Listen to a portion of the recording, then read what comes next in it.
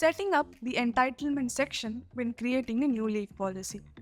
So let's navigate to Settings, Leave Tracker, and under Configuration we have Leave Policy. So you can click on the option Add Leave Policy to first create a new leave policy. And you can choose between whether this leave policy is going to be a fixed entitlement or a grant-based leave policy. So let's go with this option, experience-based entitlement. So I do have a fixed entitlement that has to be credited to the employees automatically. So after selecting this, click on Next. So before setting up the entitlement, we need to update the basic details of this leave policy. So let's give a name. You can also select a relevant color and an image if needed. You can set up a short code for this specific leave type. And then you're going to select the type of leave. So is this leave type belongs to a category of paid leaves, unpaid leaves, or it is on duty or restricted leaves. So we do have a specific option in the attendance module called on duty. So instead of using that feature, you can also create a new leave type under the category called on duty. And then you have restricted holidays. So when creating the public holiday list in Zoho People, if you have marked some holidays as restricted holidays, you need to make sure you're creating a leave type called restricted holiday for which an employee can apply for the restricted holiday. So after selecting the type, and then comes units. We have days and then we have hours. So you're going to select in which unit you're going to credit the leaves, like in terms of days or in terms of hours. You can write a description if you want. So after setting up the basic details, we have an option called policy validity. So here you can enter the valid from date. So let's say the valid from date is set to 1st of Jan 2024. So based on this valid from date, there are two different things. That is, all of your leave reports will get generated only after the valid from date. So you will not have any leave data before the validity from date. And the next one is, employees will be able to apply for leave only from the validity from date. So this leave policy actually exists in the system only after this date. And when it comes to setting up the expiry date, you can leave this option empty. There is only one particular scenario where you will be adding the expiry date. So let's take this example. Few years back, organizations wanted to create a new leave policy called COVID leave. So they were practically giving like 12 days of COVID leave a year. But this doesn't mean an employee will be getting COVID leave in all the future years. It is for one particular year, like once or twice a year. In that case, you can set a validity date called, let's say, 31st of December 2024. If this date is set, after this end date, employees will not have access to this particular leave type. So if you are creating a leave type, which is a recurring leave type, like earned leaves, casual leaves, sick leaves, these are all recurring leave types. The end date should always be left empty.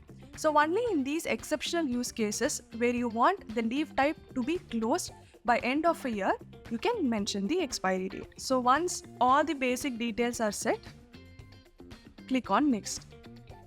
So then comes the entitlement section. So entitlement section is where you will be defining the actual leave policy of this particular leave type. So the first option that we have here is called effective after. So effective after helps you to define when an employee becomes eligible to this leave policy. I may be applicable to earn leave, but I am eligible to get earn leave only after completing 1 year within the organization. If this is the condition, you can add it under effective after. So I can mention 1 year. You can also go with the option months or days. Instead of date of joining, you can also use the condition date of confirmation. So basically, only after completing the effective after days, the employee is eligible to get leave balance for this particular leave type. But in case of sick leaves, employees are eligible from day one. So you can mention 0 years from date of joining. So after setting up effective after, then comes accrual. Accrual helps you to define when and how many number of days has to be added to employees. So you have the first option to define how many number of days. So let's say credit 1 day. And then comes when system has to add these leaves. You do have multiple options to choose from. So we have yearly, monthly, half-yearly. You can go with any of the approval option listed over here. So for example, let's take monthly. So I want earned leaves to be credited on a monthly basis. So credit 1 day on a monthly basis. So here we have an option called entitlement calendar. So I just click on this calendar. It gives me a very quick preview. So I'm saying every month 1 day is distributed. But however, using this entitlement calendar, you can adjust the number of days given to each and every month. So I say for January, I want 2 days to get added. And for July, 2 days to be added. For rest all the months, it is 1 day. So entitlement calendar helps you to adjust the leaves that has to be credited for each month. So instead of monthly, for example, if you go with half-yearly basis, you can still use the entitlement calendar to adjust the accrual for first half and then the second half of the year. So let's take an easy example that leaves will be credited on a yearly basis. So click on this drop down, yearly. So after setting up how many number of days and when the leave has to be added, the next step is determining the date and the month. So it can be 1st of January or it can be last day of January, or you can also use this options called policy date, joining date or birth date. Policy date is nothing but the day when you enter the policy, and this date is determined by the option effective after. And then we have joining date. So leave will be credited to employees every year on the date of joining. Or you can go with the option called birth date. So leaves will be credited to employees on their birth date. So you can select on which date the credit has to happen. And then comes the month. So when you say yearly, do you want the leaves to be added on January, or in case if you're following the financial year pattern, you can also go with the option April. So this is about the accrual. So when and how many number of days is getting added. We do have one more option here called prorate accrual. So we will have this scenario. The policy that we have set will work perfectly fine for your existing employees. What about new joiners? So a new joiner might join at any month in a year. It's not specifically 1st of Jan. So what if an employee is joining on 1st of February? This employee should not get complete 12 days. This employee should get leaves only from the date of joining. In order to prorate the leave balance based on date of joining of an employee, you need to add the prorate accrual option in the system. So this prorate accrual is split into 3 different conditions, that is start of policy, start and end of policy, and then we have do not prorate. Start of policy is simple as that. System will prorate the leave balance based on date of joining. So if an employee is joining on the month of February, employee will get only 11 days of leave, that is starting from February till December. The next option under prorate accrual is start and end of policy. So again, the date of joining proration will happen. In addition to date of joining proration, system can also revise the leave balance based on date of exit. Let's take the same example. Employee joins on 1st of February. So 11 days is getting added to employee's leave balance. And then the employee submits the resignation stating November will be the date of exit. Let's take 30th of November is the date of exit. So as soon as date of exit is entered into the system, it will revise the leave balance. So instead of 11, the employee's leave balance will be 10 because the employee is with your organization only from February till November. So if you want system to revise the leave balance as soon as date of exit is entered, you can use the option start and end of policy. And the last option that we have here is called do not prorate. As the name says, if you don't want system to prorate the leave balance, you can add do not prorate. In this case, irrespective of when an employee joins the organization, they will get the complete leave credit. So if we take the same example of an employee joining on February, if you use do not prorate, the employee will still get 12 days of earned leave. So these are all the 3 different prorate accrual options.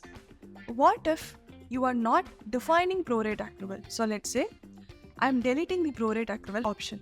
What happens here? In this scenario, employee will not get any leaves for the current year. That is, for the year 2024, the employee will not be getting any leaves. Only on 1 Jan 2025, system will be adding leaves based on the policy set. So it is very important for you to add prorate accrual if you want to add leaves based on date of joining. So if you don't find the prorate accrual option, simply click on advanced option. Click on prorate accrual. There are few more advanced options specific to prorate accrual.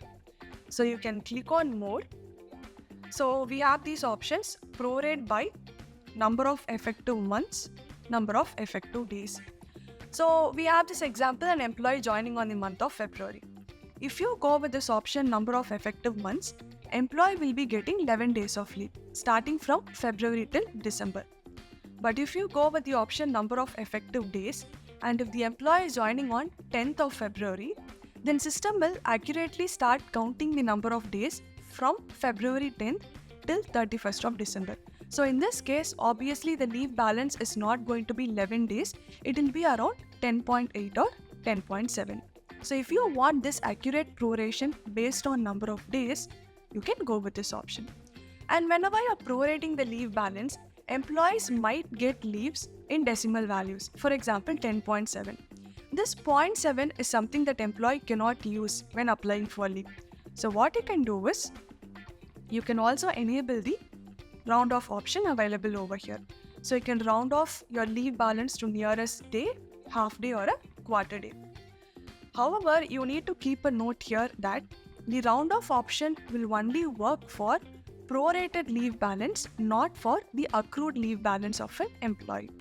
So once this is set, you have one more option here which is called first month rule. So let's take an example that you are prorating the leave balance based on number of effective months starting from February to December.